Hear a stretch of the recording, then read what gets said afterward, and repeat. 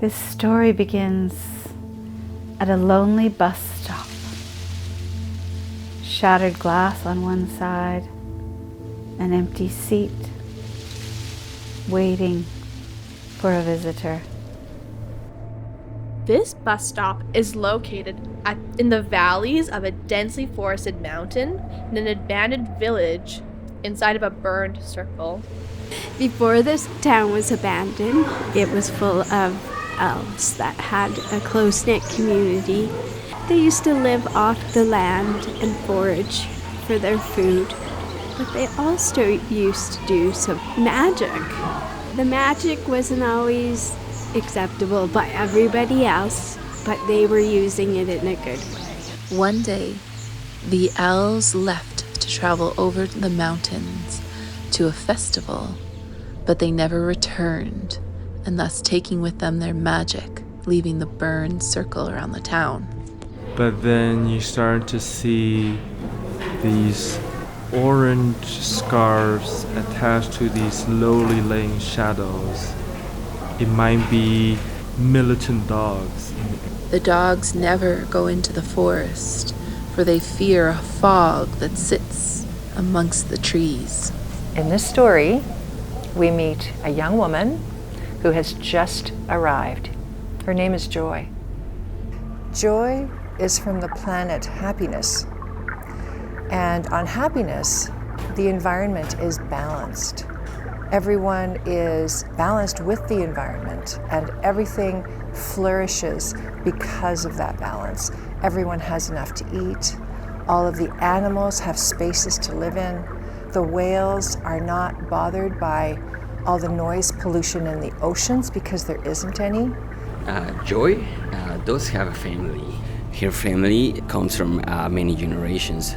She's still looking for her family. She arrived to this spot of time and space, looking for that family she knows exists. The place that Joy is looking for is probably the same place. It's just that humans and society changed everything, it turned everything upside down. But now Joy has to find a way to make humans to turn everything back to where it was. So we'll find out that it's the same spot. Happiness is here. We can bring it back. Her family's been missing now for a few days, which has been completely abnormal for them. Normally they're together every night. She's wondering what to do and who to talk to, and she wanders by the old well in this wonderful city of hers. And deciding what to do, she puts her hands on the well and she looks in and she feels a loose stone under her right hand. She's able to pick it up right off the top of the well. She turns it over. It's very flat on the bottom side. And on the bottom side it says, "To save the future." And it slides open. When she slides it open, there's a red ruby in it. The second she touches it, everything flashes white and then goes black. And when she opens her eyes again, she's breathing heavily and she's leaning on the well, holding the same stone. And she looks around. She recognizes the well, but the city's gone. And only this village stands, with the trees all around it.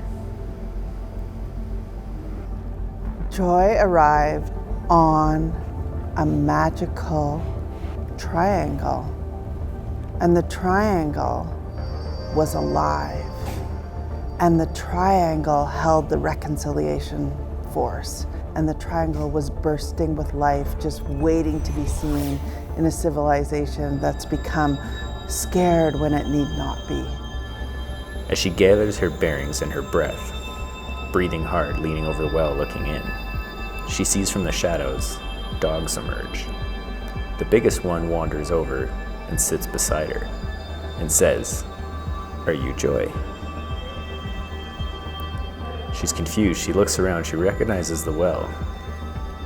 She doesn't recognize anything else about the place. "I am. How did you know?" The dog says, "We were told to leave the woods. We weren't given a choice. We were said, go to the well. You'll find Joy. She holds your future and her past in her hand." Joy has something special in her pocket, and she reaches in deeply to bring it out because she wants to present it to the universe, because she believes she has found her community. Ruby red stone. is what she presents at the universe. And she starts to move forward because she feels a calling, but she's not sure what her next steps will be. I think she realizes that she can't do this herself, and there's something beyond her. And there have been stewards of the land before her that have taken care of this place. So she needs to go find them, which is probably the elves. It's probably because the fog is probably something the dogs fear, because it's an evil of some type that maybe took away the elves from the land or something. And the elves were so entranced by the festival that they decided it was better than just going back to their hometown. So they decided they left with the people running the festival and just continued onwards, forgetting about their homeland. So they went over the mountains to get to the festival, and they're stuck in the festival because they've been, I guess, charmed into staying there, so that they don't know what day and night is. Joy, the main character, she has to find a way to the festival, but without getting entranced. And I have a feeling it's the fog. So on that dark and dreary land, Joy took a moment to pause. She embraced that world around her. She took a deep breath and breathed in the forest air. The lead dog came and nuzzled right in beside her. Joy stretched out her hand and welcomed him in. Her collar was different. This lead dog's collar was thickened through the underbelly of the collar. And so Joy, with great carefulness, pulled upon that collar and revealed an inset. Although Joy couldn't exactly see the shape of that, she gently rolled her thumb over that inset, recognizing the very perfect shape. And with great anticipation and yet trepidation, she reached into her pocket and she withdrew that ruby stone and carefully fit it into the matching of that collar. Light streamed from the collar as it was a perfect fit. Joy was in awe. It was in that moment that Joy recognized her calling, that her teamed up with these beautiful creatures would together set out across the mountains to save the land. When Joy put the ring on the dog, maybe she know the future. Suddenly the fog disappeared. The power of the ruby had displaced the mist in the air at the mountain, toward the mountain. Together they roamed, happily, joyfully, laughing, telling stories, joking. And as they trudged on up the mountain, they came upon a feeling, a strange feeling that made them all stop. They looked at each other and then up and down and around, seemingly to look for something that they couldn't figure out at the moment. It was as if they could feel the weight of the challenge before them. Coming with the hunger and with a different energy, feeling like they're gonna feel something coming up to them. Toward them, they see this bigger shadow behind them that they could feel it but not see it. Walking around them, surrounding the forest the fog that they're walking through.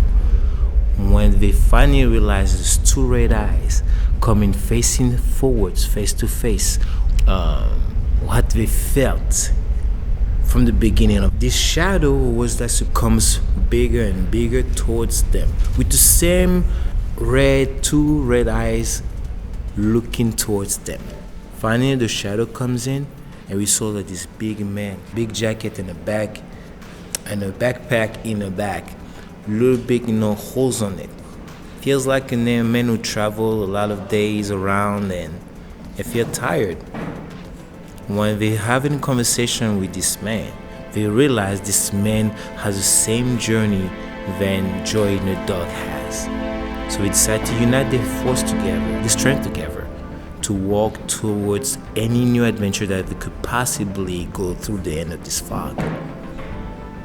As the man manifests before Joy and the dog, she holds the ruby in her hand, grips it tightly, and as she does, she starts to see in her mind little sparks, little lights that come together in a vision. And there she sees the dogs, much like they were before, but a little different. Something, a little, perhaps, shadow, a little darkness. And their eyes, where once bright points of light, have now been clouded over, dark, like opals set in stone. And then she's immediately brought back. They see there is a path that goes upward, and they know that when you get high up in the world, you can see beyond the end of your nose. And so they climb that zigzag path up the mountain, and they keep themselves concealed until the last, when they see a circle of elves all huddled around a moving, it must be counterclockwise, smoke, fog, and they are completely mesmerized by it. Some of the dogs began to be drawn into the fog, and once they entered their circle, their eyes turned as black as opals. Joy could feel the energy pulling her into the circle, entrancing her, as well as the mysterious figure beside her. And as they were pulled towards it, and Joy, without thinking very much, touches the ruby on the dog's collar, and the dog jets toward the group, surprises the group, and breaks their trance.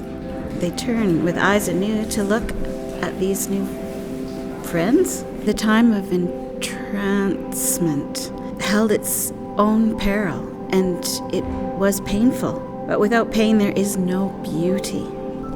And as the fog parted, the reverie that the elves had been under lifted as well, and they suddenly became aware of where they were and who was around them. They looked at each other, and worry flooded their faces as their eyes set upon the lead dog. Their eyes were transfixed on his ruby, and they looked over to Joy, who all of a sudden her eyes twinkled. That mysterious, shadowy figure walked out from the fog and the mist and observed the elves. Joy, who was so in search of her family still, trying to figure out how these pieces fit together. But she could see that there was a sense of knowing amongst them, as if they had all met before. And Joy closed her eyes, and suddenly her body remembered. And there was a glint in the eye of one of the elves as he looked at the dog, and it reminded him of the deer and the wolves from his home. And in that glint in Joy's eye, she remembered her own place. She called it her planet, but really we're all one. A place called happiness, where perhaps, given time and healing, would all find their place again. Suddenly they heard a scream, and the dog burst through the trees, and Joy was compelled to follow him. And the shadowy figure and the elves slowly and cautiously made their way behind them. And they happened upon a man. He was turned around, but Joy knew from the way that he stood, and there's just something so comfortable about him. And even before he turned around, Joy recognized who he was. There he stood, so comfortable with all of these parts of this world. And he looked at Joy, and there was such a connection there. As if he was her grandfather. The memories started to build and pour through her, and she looked into his eyes. And there she saw the stories of her family that she hadn't heard, but she recognized. She saw the faces of caring grandmothers and grandfathers and ancestors, and she felt this pull towards them. And without thinking twice, she approached the man and put her arms around him, and he in turn drew her close. So as Joy found her grandfather and she saw the magical ancestral story in her grandfather's eyes, the next view would be to meet the other family members. I think the immediate family member would be her grandmother, who would be living with her grandfather. So, and she'll be so excited to meet her and stay with them. And there was the thread of the story. For stories, some are untold, some are unknown, and some are remembered again with time. And that thread bound the two.